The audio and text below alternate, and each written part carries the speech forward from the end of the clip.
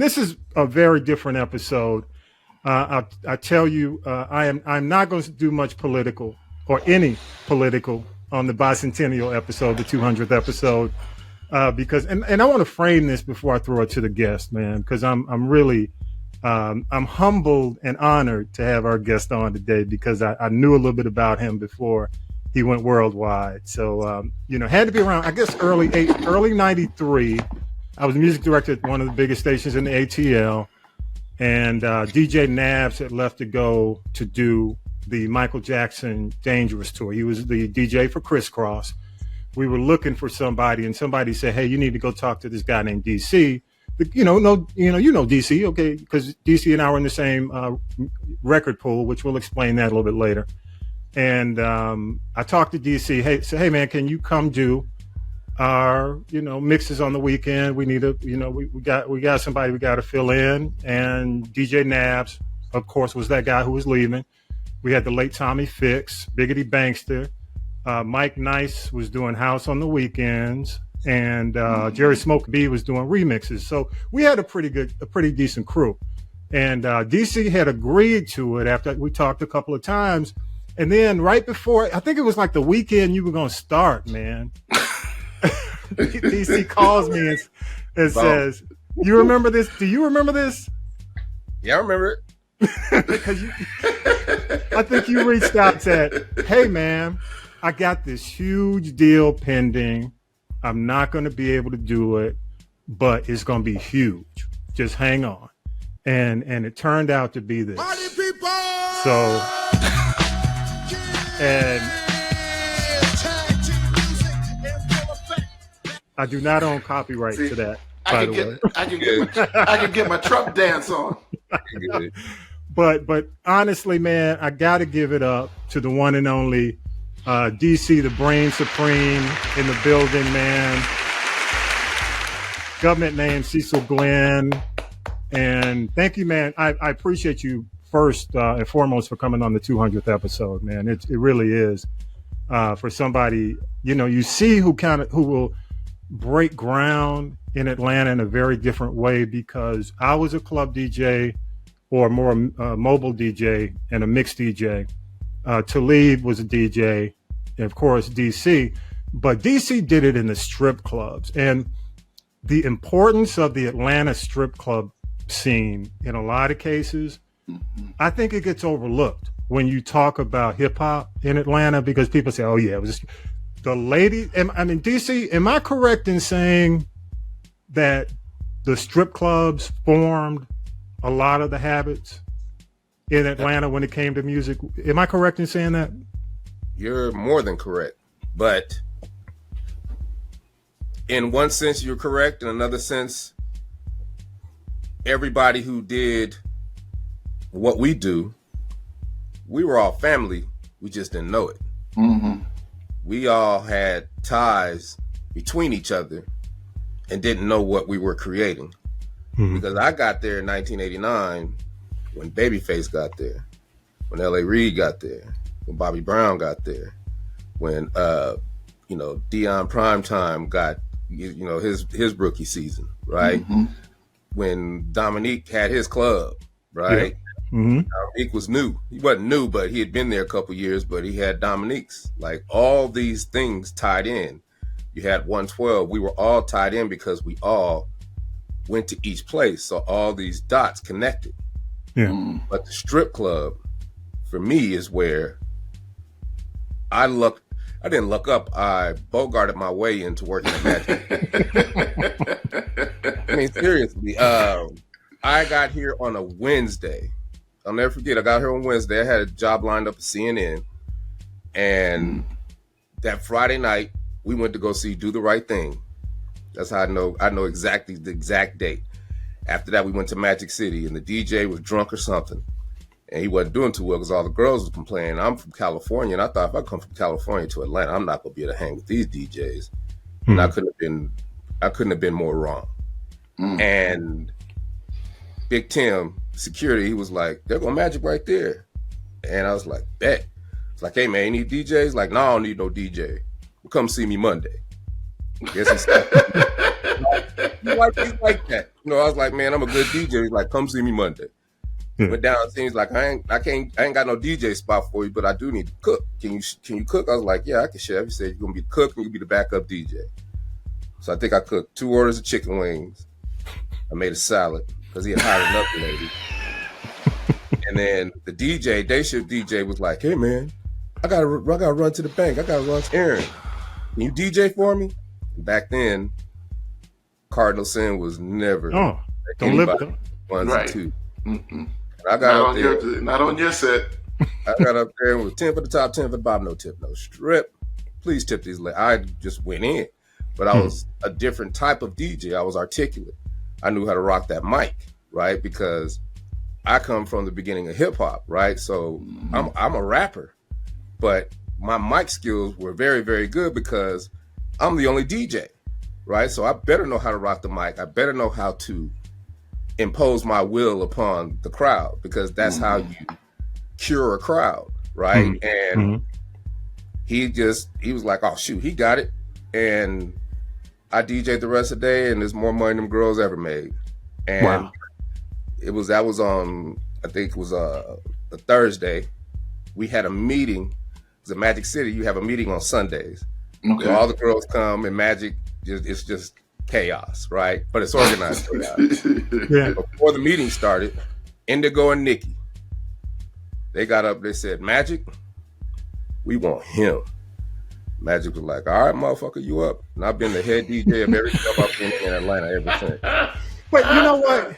I know, man, let me say, and you are, and I want to ask you about the people you met through Magic City.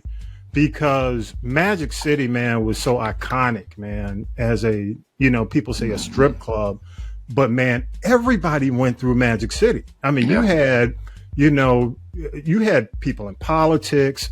I remember even going from, Magic to, in the clubs were closed, you go to 112, which was a late night spot, and you run into Bill Campbell hanging out, at 112. But what are the kind of people you ran into, man? Can you do you remember some of the iconic folks you ran into? So the thing is that like Delta Airlines, Magic City was the hub, right? For everybody, from lawyers to doctors to, all the dope crews, all the artists. And amazing, back then, not that many artists would come through. It was more just a gumbo of everybody. And the beauty of it is, like, I used to work doubles. That's how fun it was. I would get up at 11:30, be at work at 12, and then not leave till 4, and then be back up at work at 12 again. So you working the day shift too? I was doing doubles. Yeah, I worked the day shift. Give it up. But it was nothing but me having fun doing what I love. Right? Yeah. You can do what you love for, 16 hours in a day. That's what I do now. You see what I'm saying? You get to do what you love, man. It's not work. It's fun.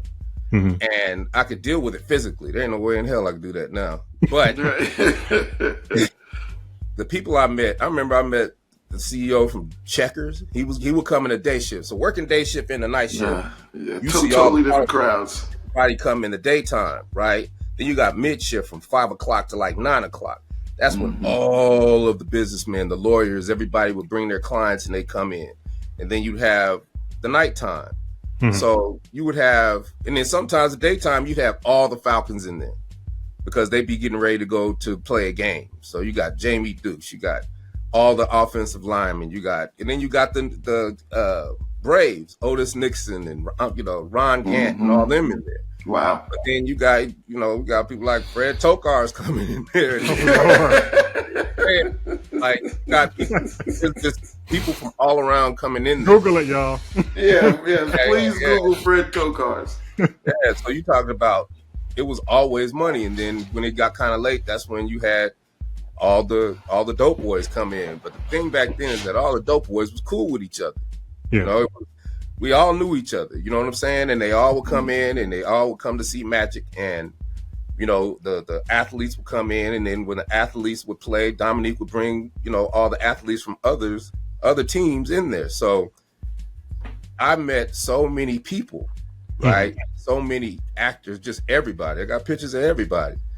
But the thing is that I met so many people. They know who I am, and the place they love to come first is the DJ booth. And I remember times I just be in Dion, just be sitting in the DJ booth talking, right? Wow. Like, dog, right? So, or me and Dominique, and then I was selling mixtapes, and my mixtapes were different, right? People think, to me, a mixtape is just nothing but music, right? Back in the day in New York, when they made mixtapes, nobody was yelling and talking on mixtapes. It was about the music. Yeah. And that's why ATL party mixes has always been about the music. It's always been generic. But Talib can tell you, I sold more mixtapes than anybody, and nobody know who I was. It wasn't about anybody knowing who I was. It was about this money. Yeah. What can I do to sell more? I didn't try to be like everybody else. I knew that if you make a good mix for 30 minutes or 45 minutes on one side and a good mix on the other, and give the people what they want, people are going to throw that in when they're washing their car. People are going to throw that in when at a party. People are going to throw that in. People steal people's tapes. They would come buy more tapes from me because somebody stole their mixtape. Yeah. That's when you know you got good mixtapes, right? So I met a lot of good people back then, and some of those relationships still to this day. I can run up on somebody and I'll be like, hey man, DC, Magic City DJ booth. Oh, DC? I don't even go to Whoop, there it is. I say Magic City DJ booth, right? Yeah. That's where all the reps will come. And then we talk shop, because every DJ can't talk shop and still work. I can talk shop and still work being in the strip club, because I can let the record go off and it don't matter. You know what I'm saying? You know what I mean? So I met a lot of people, got a lot of good contacts, but where it really showed was just the hustle. The hustle of getting to know all the record reps and making their job a little easier, where I go get the records from them and they don't have to come to me. So that's one less stop you got to make, right? Because I wanted to know everybody, and I just was curious. So I was going to Doug Craig when Shanti Das was, and Sean, Sean was his interns. Right. Everybody, I knew everybody when they were interns. And I would go pick up my stuff and they'd be like, give him his records, right? From Doug to Alan Cole to Rodney Terry to all of them, right? You let Rodney in too? No, just that's just a little shot. Yeah. Everybody appreciates Rodney Terry for who he is. Rodney was hardcore, man, but he was all about hip hop, man. He was all about hip hop, man. But then the record stores, right? From the Coalition, knowing Nina and Bradley and Nina and all the old Tobago, all the old schools, right? Like those relationships are important, right? And today I couldn't tell you anything about anything in Atlanta because it's different. And see, here's the thing. Paradigm shift, right? Right. And that's why I was saying to the panel, a lot of people are upset about whatever you're upset about, right? The way music is today, the way things are going, the way there's always something to be, and I'm not even going to say negative, but a little salty about, because we grew up when it was good, so there's an emotional attachment to it. But what I did in the panel, I challenged everybody to find the positive in the negative, because there's a lot of nuggets of gold in what these fools are doing today, right? Yeah. And everybody, the one thing I know is that everybody is following each other. It's always been like that. When I was hustling in the clubs, because Magic City, I used to sell tapes, I'd sell plates, Tapes to plates. Look, listen, I would go, hold on, D. I remember walking into the booth one time. I'm not sure if it was at Magic or if it was at Strokers. It probably was at Strokers. Yeah. But I remember you had you had outfits for the dancers. Yep. You had fake nails and fake eyelashes. I just go to New York and get all that stuff and come back. You had plates for sale. And you had not just one option, but you had several options. You want chicken, You want Salisbury steak? I'm just sitting there looking at this guy, and then the music, and then the mixtapes and stuff like that. And I was just sitting there like, dude, how do you even keep up with all this inventory? I was like, why are you doing this? And he was like, yo, look. He said, because, he said, DC, I'm not going to quote you exactly because it was a while ago, but the sentiment was, the girls need this stuff. If I don't have it, that means that they got to get dressed, go out to the store, come back, and that means that, that was time off of the floor and away from their money. He was like, with me having everything, the girls don't have to go anywhere outside of me, and we can keep all the money and everything in house. Mm-hmm. Something to that effect. And I was just like, they come pay me. Right. So I make the environment more conducive for all of us to make money. Right. And because I can tell you, me going to the bank getting ones came out of necessity because the paradigm shifted from garter belt to throwing it up. Not even throwing money on the floor, but spending more ones. Right. So you would only need a certain amount of ones because it was more about the table dance aspect of it. But once the money throwing started, you needed to have a bunch of ones, and sometimes they would run out of ones. So I was like, well, let me bring $5,000 of ones. And this is like in 92. Wow. Okay. Right. And then when I came back, I really did it because that's when Gentleman's Club was open. So Magic City was, it was a little challenge. Right. And all this stuff, all these challenges, you find the positive and the negative. There are opportunities to become a better marketer, opportunities to do flyers, opportunities to be more than just a DJ. I'm your sound guy. I'm your light guy. I do your flyers. I do your television commercials. I do your radio spots. That's how me and Miss Faulkner taught me the game. Yeah. Right. That's, R.I.P. He taught me everything. Right. Yeah. I am from his tree. And I'm one of the only ones that went from the radio voiceover to do global voiceover, to do voiceover for, NBC and all this. I'm a voice artist now. I've got 5 agents. Wow. I'm so busy I can't even get to voiceover. Right? I get auditions all the time, but I'm just too busy, right? Because there are other things that are just way more lucrative because of all the things that club taught me. Right. DC, I want to ask this, man, before you get into the phenomenon of tag team. Okay. Before we leave strip clubs, explain to people how influential the girls were to music. So do you, and on the end of that, do you think they are as influential today as they were back then? Okay, I got you. So back then, it was about what made a record hot in the club, right? Because I had a quick education when I first got to Magic City because I'm a DJ from California and I'm from Denver. So I was good at all the records because I would buy them from the East Coast, the West Coast. All my records would come from 12-inch dance records every Friday. So I had all those white labels from Queens, from Brooklyn, from Harlem. I still got all those old records. I had all the old records from LA. I got the original, NWA, the white label Eazy-E, right? I got all those records. So when I came to Atlanta, I had just a plethora of records that people had never heard before. But I came to Atlanta and heard stuff I had never heard before. I didn't know about Al Green. I didn't know about Lenny Williams. I didn't know about them slow, Anita Baker. I didn't know about those slow songs that when a girl dances to a slow song, that's when the money comes out because it's sensual. It's sexual. It ain't nasty. It's sensual. Yeah. Right? There's a difference. And I quickly learned that the reason a lot of cats come down here and end up liking bass music is because they watch the girls dance to it.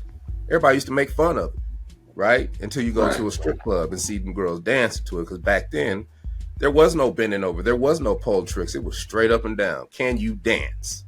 Right. And they was dancing, shaking their ass. If you can dance and shake that, why do you think Why do you think Move Something changed the game?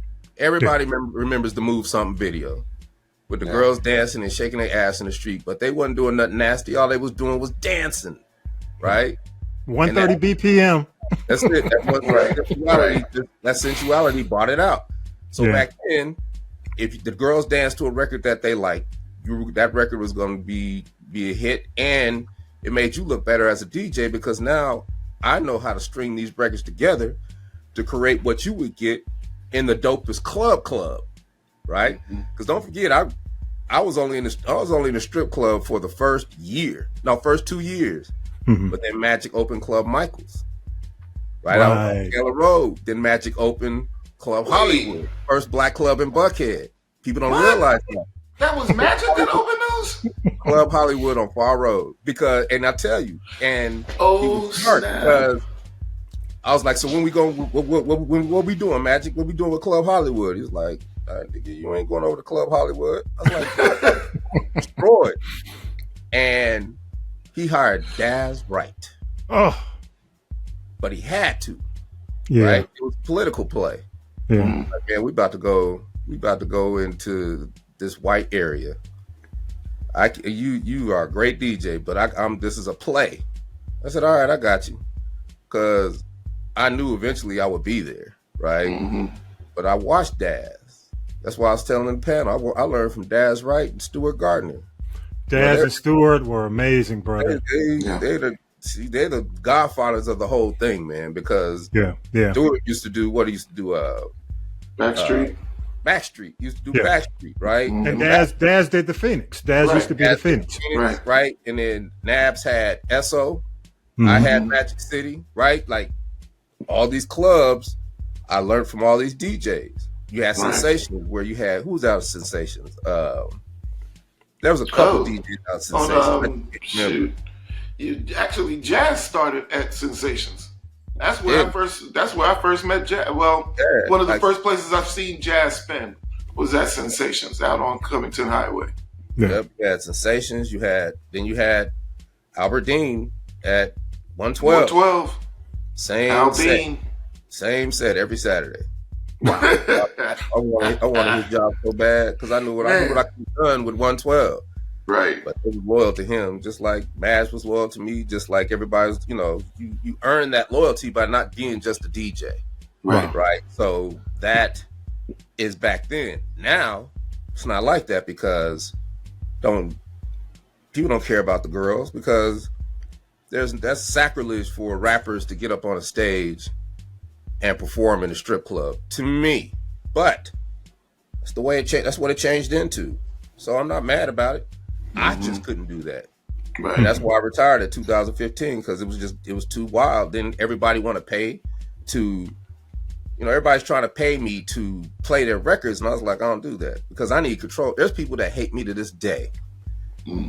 Well-known comedians, well-known actors. I think just run up on me and get the mic and go just run around talking, just yapping. I was like, no. They're like, man, you tripping, dude. I was like, dude, I'm the DJ and the MC. I said, we making money in here. I can't let you mess up the money. Right. You want to come in here and have fun and let everybody know that you this and that. We don't do that here. And, it just got to where everybody thought they could rock the mic. You know what I'm saying? It's like, no, there's a system here. Right. I'm here to make money. I'm here to get these girls money. I'm here to make the club money. That's it. Right? Wow. Me and you cool, but you can't rock the mic. So that was one thing. And then Cass. Oh, they hate you for that too, bro. Yeah. They don't forget. I can sit down and have a conversation and I can explain it to them. They'll understand what I'm saying because they'll realize it was nothing but their ego getting in the way. Absolutely. They know I'm spitting game because when we talk about money, everybody understands when you start spitting that game about money. Okay? Right. So I can't let you mess up my money just because you got money. You know what I'm saying? I make just as much as you make in the show because I know how to make money in the environment that I'm in. Yeah. That's always been my ability, right? So what I said this on this one that messed everybody up when I don't even know if I said this. I think I did. What's that? When Cass would be like, "Hey man, I'll give you $100, man, to play this record." Yes, you did. Yeah. And it blows people away. And you can ask anybody, does DC take money? Anybody from back then, did DC take money to play records? Man, I couldn't pay him to do nothing. Yeah. But I like, okay, give me the $100.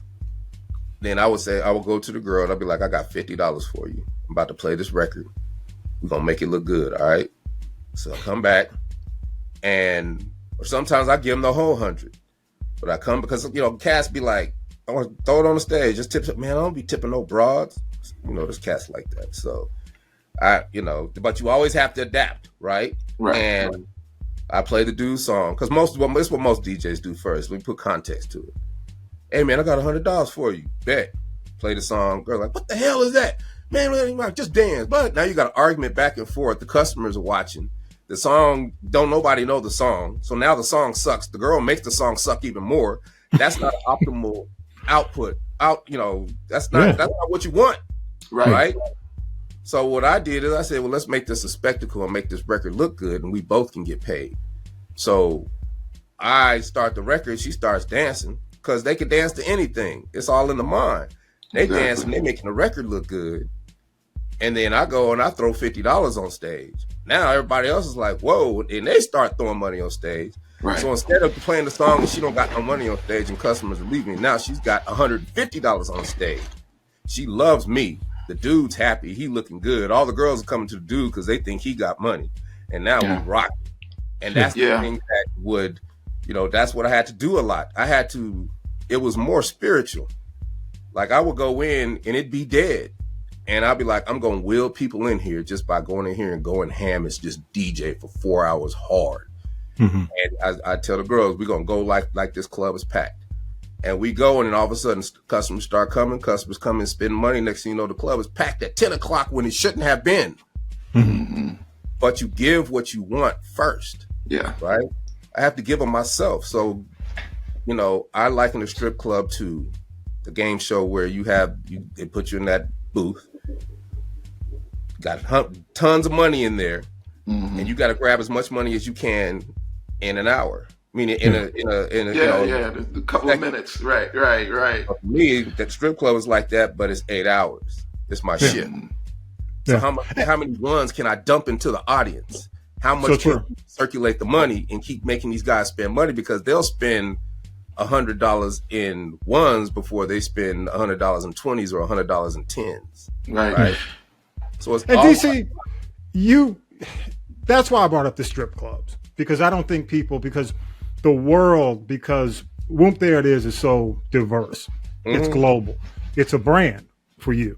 Mm-hmm. Big enough for you to get a Geico deal. So, in the 2000s. Yeah. So for me, coming from Atlanta, knowing you, I know how big your reputation and your brand was, man, when you were in the clubs, when you were, as a strip club. Most people I know who may listen to the podcast or see you on the podcast, they know you from Whoop There It Is. They know you from, you and Steve.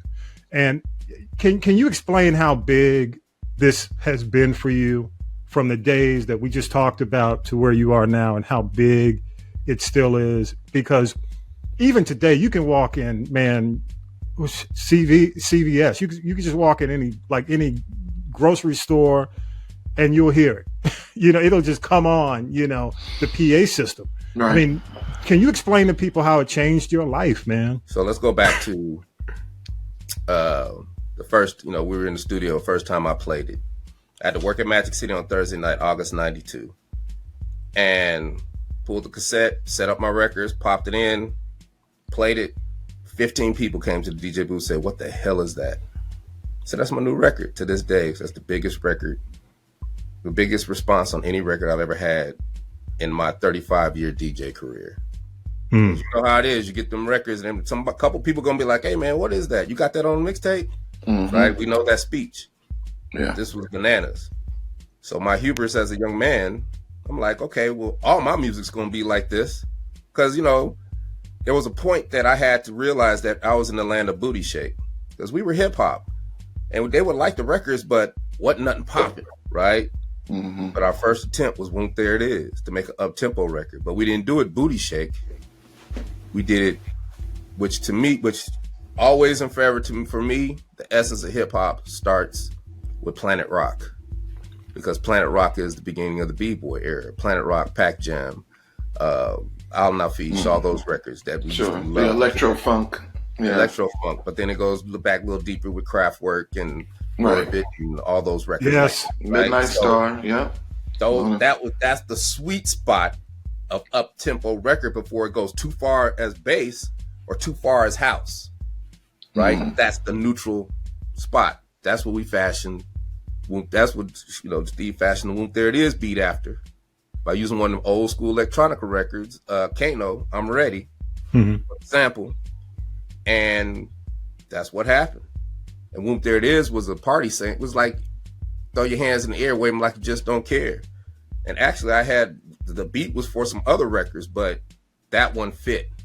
And we just did it. I mean, people think it was this big Manhattan project when it was just, we had on lab coats and we're going through theorems trying to figure out the perfect hook. And I hate when people ask me about that. I was like, man, that was a song by some kids. Right? Yeah. I said, Whoop There It Is, a song about Magic City on a Friday night. It is the thesis of every genre of record in the music industry, from blues to hip hop to rock and roll to country. It's about men getting drunk on Friday night, chasing women, trying to get some. That's what it's about, right? It's about party. Yeah. And my hubris as a young man, I'm like, every record's gonna be like, so I stopped playing it because I'm trying to get these other records going. And Cherry, I'll never forget, she's like, how come you don't play Whoop? And I was like, I'll play it. Played again, and that's when Alan Cole was in the house. He was like, what is that? I was like, that's my new record. Man, you better give me a tape of that. We went to New York. He said he's going to New York. He went to New York, gave it to Columbia. Columbia was like, okay, I get a call from Columbia. So I'm like, this is going to work with every label. So I went all around the city, gave everybody Whoop There It Is, gave everybody a chance. And everybody's calling me, but ain't nobody pulling the trigger. Because back then, what was it? New York, LA. Right. They Very different sounds. Yeah. They were in their feelings about their genre of music. So they really weren't trying to hear anything from anybody else. So those records would come from independent. So Lisa McCall, she used to work at Mercury, I think, or A&M. Sitting in her office, she said, you need to call Al Bell. And for those who know who Al Bell is back in the beginning of black music. There was three records. Stacks. There was Philly International, Motown with Berry Gordy, and Stax Records, which was owned by Al Bell. Yes. And fast forward to 1992, Al Bell started Bellmark Records. He puts out a record called Daisy Dukes. By Deuce, it goes gold, right? Yeah. She's like, you need to talk to him. I was like, because he know what to do with bass, because Deuce went gold. I was like, I can live with gold. I'm just trying to get put on. Right. And I call him. He calls me back in 2 weeks, and I'm like, dude, I got a hit record. It is blowing up the city. And I had to give him examples. I was like, Ryan Cameron said, V103 don't play rap, except for the mix show here and there. But Ryan Cameron is playing this record, the instrumental, on his music bed when he's making announcements. And everybody in the streets loves this record, so they're calling V103. How come y'all not playing Whoop There It Is? Right? And he was like, all right. I was like, no, dude. You ain't even heard the record. And I'll never forget these words. He said, brother, I don't have to hear the record. I hear it in your spirit. Let's agree to agree and get this thing moving. And I gave my 2 weeks in Magic City. Everybody laughed and was like, you'll be back. And signed a messed up record contract. In a month and a half, tagged in with platinum. Wow. A month and a half. That's massive. Yeah. See, it's funny because I was actually working at when Whoop There It Is came out. I was working at the Bernard's Records out in the West End Mall. Yep. And we had just come off of DJ Jimmy, where they at. And we were, exactly. So when we were moving, I didn't really understand how many cassette singles you could actually sell of a particular song until I got to Bernard's. And Bernard's, we were moving that song by the boxes. Yep. So when tag team comes around, and Won't is, it was that times 3, because it was just, we would literally get in boxes, 5-6 boxes of cassette singles, and cassette singles were maybe 30 in a box at that time. Yeah. And we'd be sold out by the time we reordered that next week. Wow. We would have enough to take us from Tuesday through the weekend, and then on Monday we would refresh the order to have enough to move through the week again. And I mean, I had never seen anything like that, Yeah.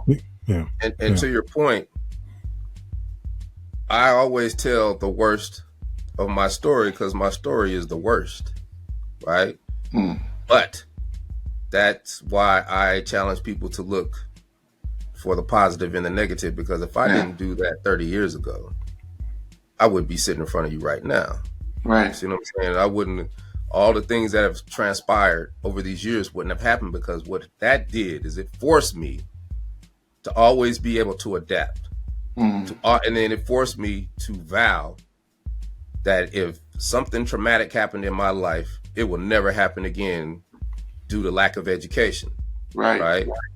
So, we've been in a 20-year legal battle. We just got finished in 2017. But that legal battle basically made me a paralegal, right? Because I could have looked at the glass half empty, but I was like, you know what, I'm gonna get my damn court. Yes. Let me find out what discovery is. Let me find out all these things. Let me learn the language so I can know how to deal with these people, and then out hustle, right? Right. And that's what happened. Because every piece of paper I got, I would send to my mother. She put it in the trunk in the basement. And I just one day digitized all this just for prosperity, because I wanted to be nostalgic sometimes. But that ended up being all the discovery for us to win that case. Wow. And when it came for our day, because they filed. So here's how it happened. Bellmark's record company, record company A. DM is record company B. Bellmark Record Company A went bankrupt in 96, 97. Can I mention something about Bellmark? Because it's interesting. Bellmark is also the label that did The Most Beautiful Girl in the World for Prince. So it wasn't like they weren't doing volume. They were doing for a record, for a label their size. They were doing business. But I want to mention that. But go ahead with your story, because they made their mistake. They had us, they had Prince, and then they had 30 other acts that didn't work. Don't do that. I ain't gonna say 30, maybe 15 other acts that didn't work, right? Yeah. And that's a lot of money being spent, right? So, Deuce funded us, we funded all that, and then Prince came along with distribution. But even that didn't, it was a good PR play, but it wasn't as lucrative as people might have thought. Okay. And I'm looking at all this and I'm pissed off, right? So I'm thinking I could fight the record company. And I'm like, let me go to Joel Katz. And I soon realized that, big bank take little bank. Yeah. Right? So once my money was depleted, trying to fight these people, I had to go back to work. And I went back to what I love, DJ. And that's when I went back to Magic City. And then I had Atlanta Live. I was making show money at Atlanta Live. I was making $1,000 a night, plus I could hustle. My salary was $1,000 because I'm used to working 8-hour shifts because of the strip club. So in a club, you don't need no backup. You don't need no first DJ. Right? Yeah. And I remember I am the genesis of a lot of, I'm not going to say I'm the genesis of a lot of people, but I put in, everybody can tell you that I helped them. From Jelly to Black to Alex. Remember Alex used to throw those Biggie parties and Jermaine's Jingle Jams at Atlanta Live. Come to me, he's like, hey man, I really want to do this Biggie party, man. Put in a good word for me. I got you, dude. Yeah, Alex was cool way back then, right? And Alex and them people used to come to me and be like, man, I love how you DJ because you format everything. Ryan Cameron used to say he's the only DJ, strip club DJ that got a format. Like, because they're structuring what I do, because that's how you maximize your money, right? It's about money. And,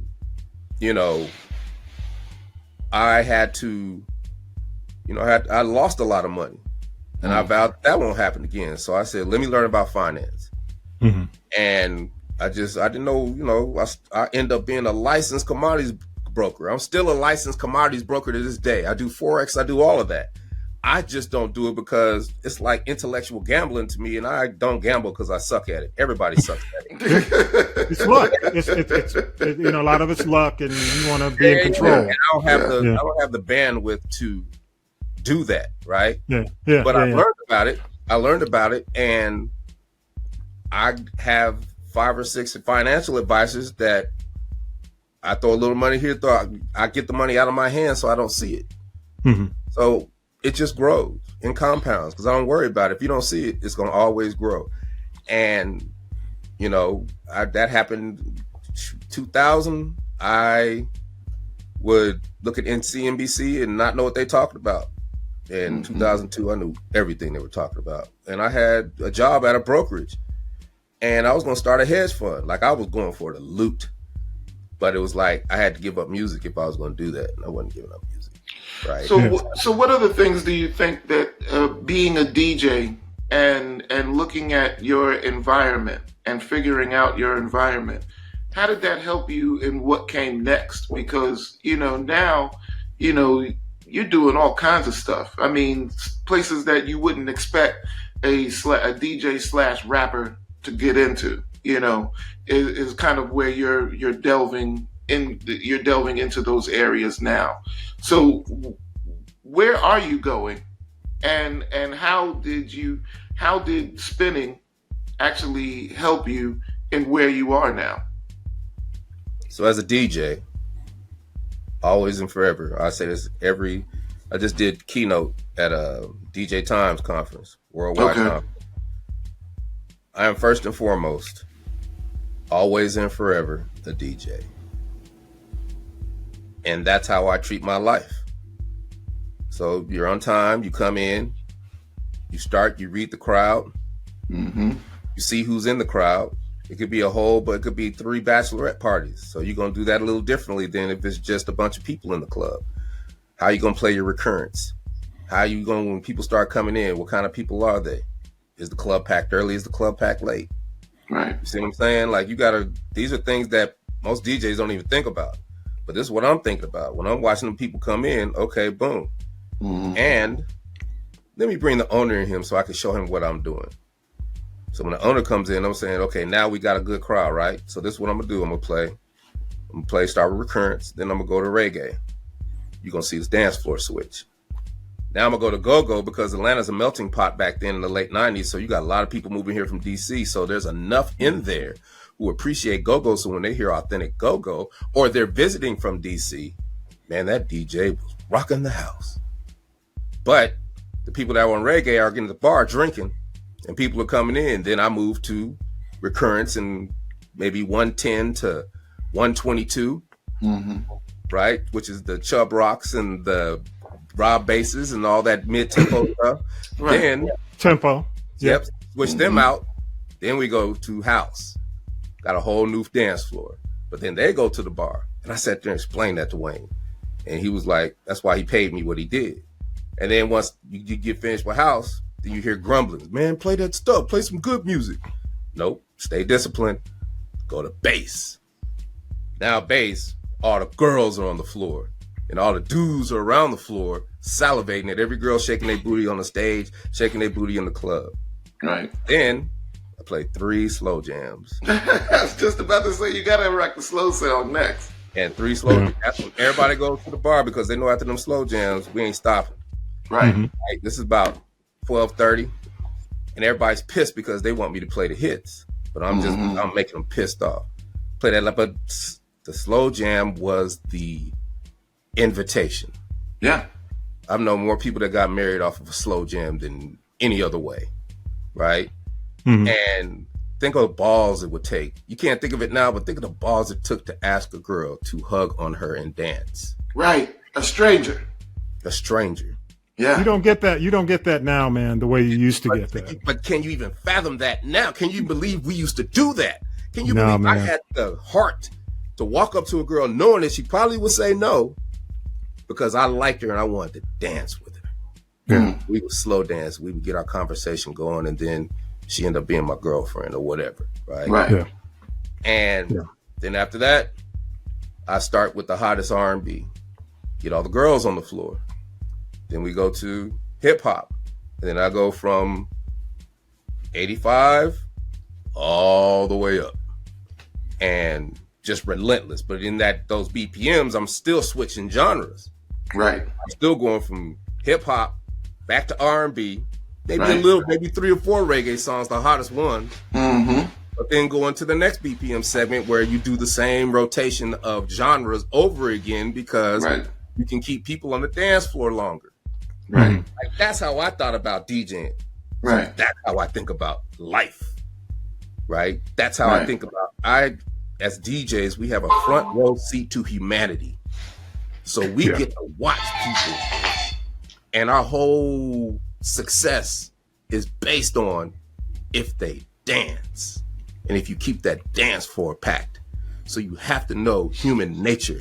You have to know personalities. You have to think outside the box on how you're going to do this. You have to be able to tie those records together to create energy that makes you a relentless DJ.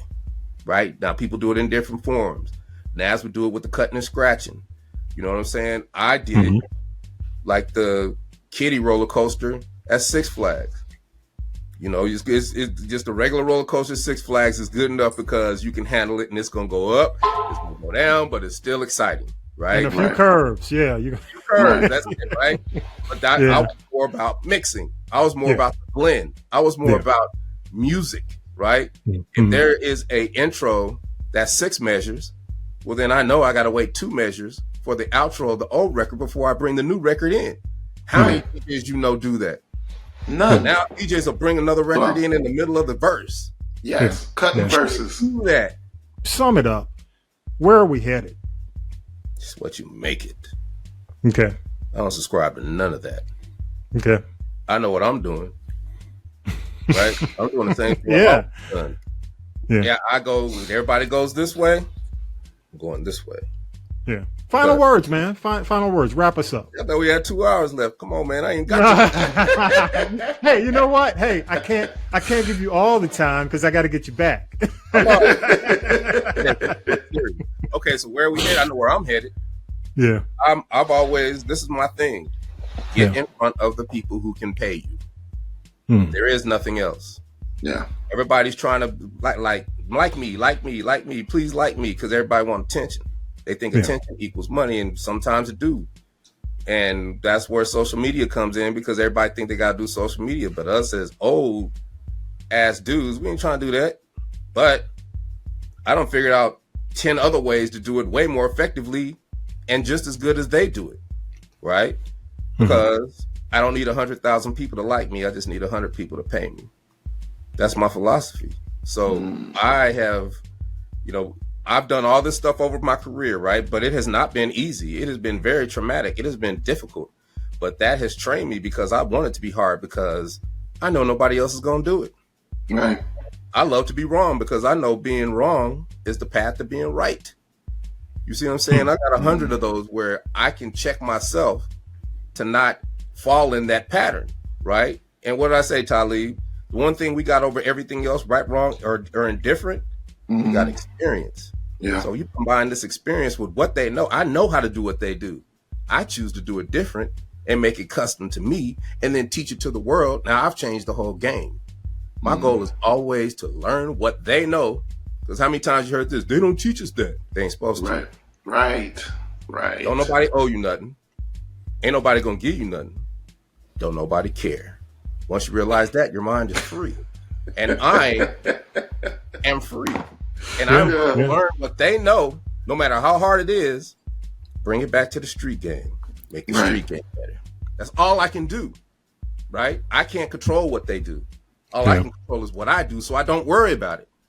That is how I find the positive in the negative. So let them do what they do, because they're giving me nuggets.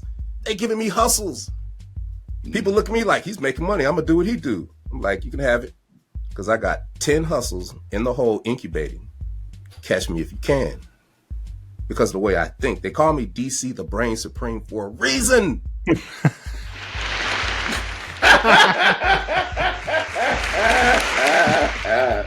Man, right. I'm telling you, Talib, and I can't borrow that and give it to Talib after this. Yeah, definitely. I know. He has sealed his title today as the brain supreme. Y'all give it up for the one and only DC, man. And you know what, DC, if anything, because honestly, we had not had the opportunity to talk because when I found out you were leaving for that big opportunity, I left to go to another city, and little did I know that was going to last 7 years.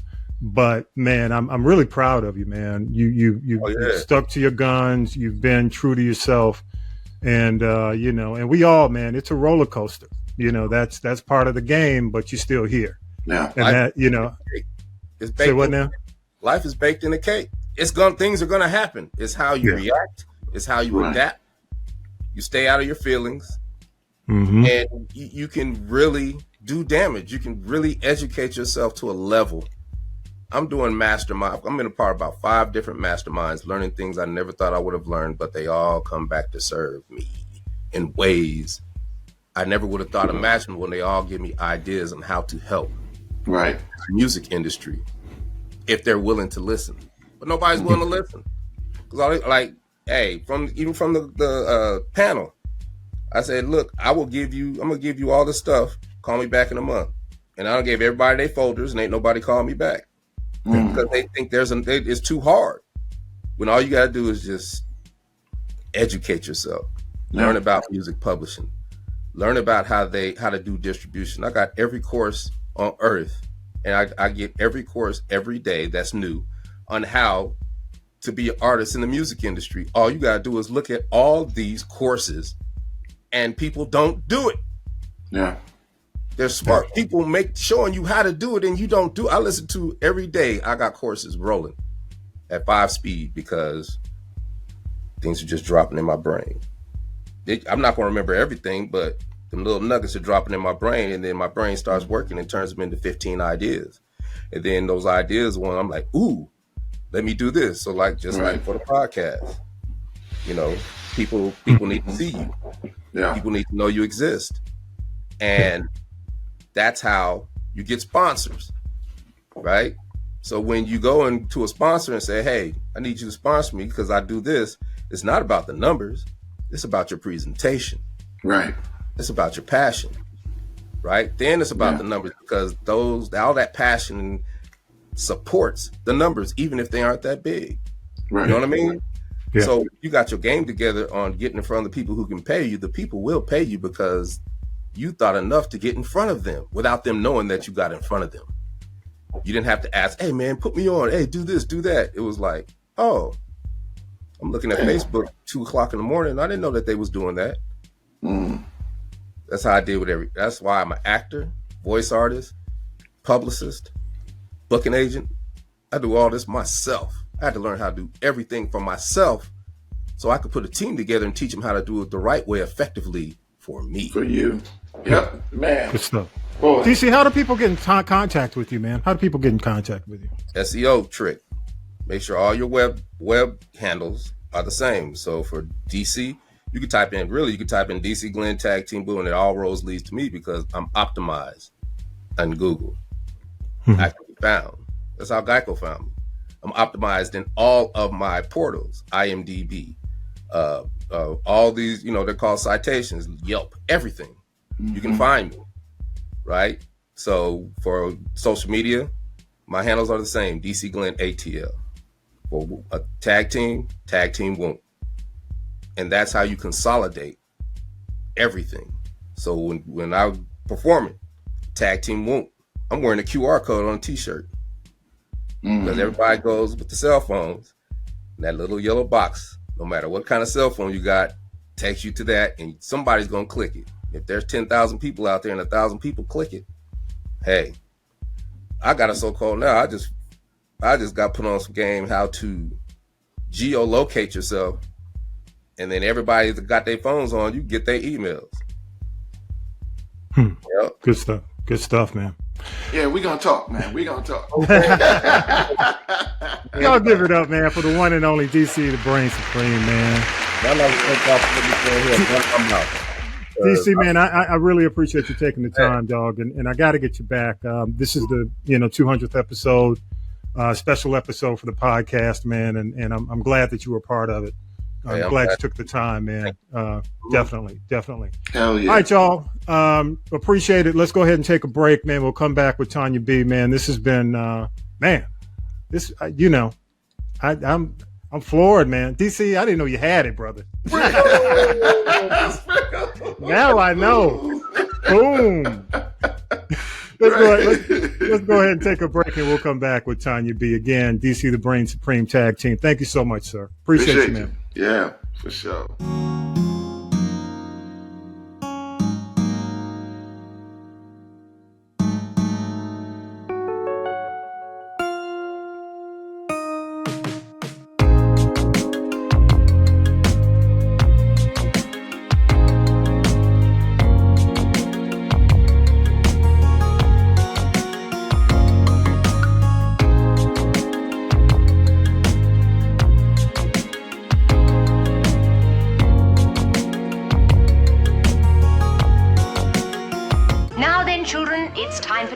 It's tea time, y'all. Sippin' the tea with Tonya B. Hey, Tommy B, it's your girl Tonya B. It's time to sip some GT right here on This Is the G podcast. Now, I'm coming to you from somewhere in America. I won't divulge where. If you hear any background noise, it's me, the boys, and probably planes, trains, and automobiles, but let's just get right to the tea for this week, Tommy B. You remember Akon? He had a little run back in the early 2000s, and then he became an entrepreneur. Well, he's saying he's about to broke down Suge Knight, and here is why. Suge Knight apparently made a statement accusing Akon of raping a 13-year-old girl. That's a heck of an allegation, and Suge Knight got the podcast from jail. Still don't quite understand that. Akon can sue him to clear his name, but Suge Knight don't have two nickels to rub together. Who else may have a few less nickels to rub together? That's Mariah Carey, the self-proclaimed queen of Christmas. She's headed back to court again around the song All I Want for Christmas Is You. She's being sued for copyright infringement. Yeah, that's what it's called. Yeah, $20 million. Okay.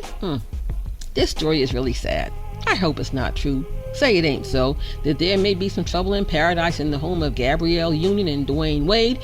They've been very open about, their relationship and the family situation, the dynamics and whatnot. And, they claim that they were on a break and he had a oops break baby. But now I'm hearing that there might be another one on the way. Dwayne, say it isn't so. I'm also hearing that they may be pulling like the Will and Jada Pinkett Smith. And although they were shown together with their daughter Carey for Halloween, that the two have been maintaining separate households. We got to lay them on the 5,000 Black Baptist Church altars of Atlanta and every other city so that they can keep it together. Did you know that Usher's 14-year-old son is directing his Super Bowl performance in 2024? Keep it in the family. I am not listening to Will Smith's podcast. I'm just going to call a thing. But I will be watching when Will Smith reunites with DJ Jazzy Jeff for the Grammy Special Salute to Hip Hop at 50. He was not on the Grammy Salute, but this program will air on December 10th on CBS. Brandy has a movie coming to Netflix, The Best Christmas Ever, and she also drops her Christmas album on November 10th. Looking forward to that. I will look forward to Sister Act 3 whenever it happens, but Whoopi Goldberg says she's waiting until the actors' strike is over and until Jennifer Hudson can join the cast as Sister Jen, okay? You remember Run DMC? DMC, he had that shaky tone in his voice. Well, he was having vocal cord spasms, and sometimes he could not speak, never mind rap. He said between that and the death of Jam Master Jay that he went into a deep depression, fell into the abyss of alcohol abuse, and he was drinking a case, Tommy B. I said a case of Old English 800 every day. Whew, do Jesus. Thank God he's come out of that dark space and he's doing better today. Are you ready for Muhammad Ali, the musical? It debuts in his hometown of Louisville, Kentucky, and the musical director for this musical, Q-Tip the Abstract of A Tribe Called Quest. I'm ready for that. You may remember the Rock and Roll Hall of Fame ceremony took place just 2 days ago. It was streamed on Disney Plus, but it will not come to television until January of 2024 on ABC. 5 on it, and congratulations to Shaka Khan, Missy Elliott, Don Cornelius, Cool DJ, like DJ Kool Herc rather, he is the father of hip hop. But I still want to know, what about the people that they've kind of shunned? And I don't know why people like Luther Vandross, Patti LaBelle, Anita Baker, New Edition, and even the Delphonics are not in the Rock and Roll Hall of Fame. I just don't get it. Do you understand one thing? I guess stupid is as stupid does, and here are the two dumb donkeys for the week, to me, Tommy B. You've got Dwayne Davis, aka Keefy D, and his one tooth. This is the man who admitted to Tupac Shakur's murder. Now he's flipped and entered a plea of not guilty. I'll just say, Keefy D, you Keefy dumb. Also, while we give Little Kim her flowers, because she did really put females on the map in terms of hip hop, the queen bee is the queen bee, but now I think she's so thirsty for attention, she's really crossed that line, because at a recent concert, she removed her undergarments, didn't know she wore any, and threw them into the crowd. Really, Lil' Kim? At times really that hard that you got to do something like that kind of stunt to get attention?